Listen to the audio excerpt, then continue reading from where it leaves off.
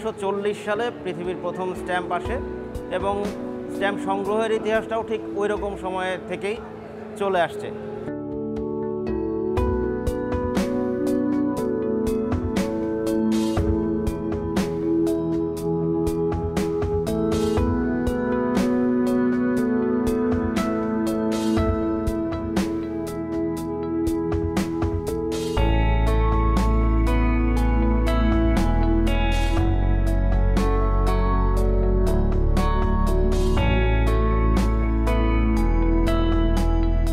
বাংলাদেশের জন্ম তো 1971 সালে এবং বাংলাদেশের জন্মের সঙ্গে খুবই রিলেটেড প্রাসঙ্গিক কিছু জিনিস নিয়ে স্ট্যাম্প ইস্যু ডিজাইন করার জন্য তখন ইংল্যান্ডে জনাব বিমান মল্লিক, উনি একজন বাঙালি, ওনাকে আহ্বান করা হয় যে আপনি আমাদেরকে কয়েকটা স্ট্যাম্প ডিজাইন করে দেন যেটা বাংলাদেশকে রিপ্রেজেন্ট করে। তো তখন উনি 8টা স্ট্যাম্প ডিজাইন করে দেন। ওই 8টা প্রসেস কমপ্লিট হইতে হইতে জুলাই মাস চলে আসে। 29শে জুলাই বাংলাদেশের এই 8টা স্ট্যাম্প ইস্যু হয়।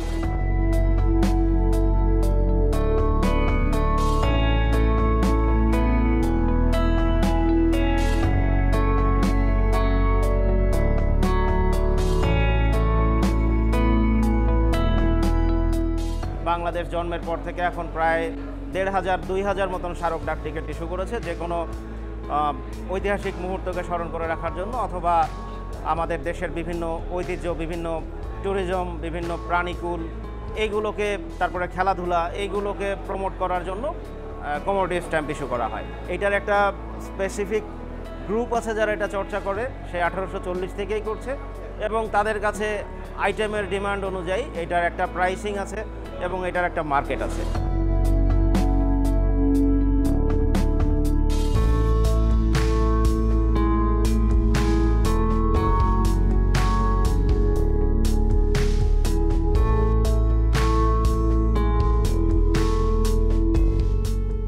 বাংলাদেশে 1990-2000 পর্যন্ত একটা খুবই চমৎকার স্বর্ণযুগ গিয়েছে।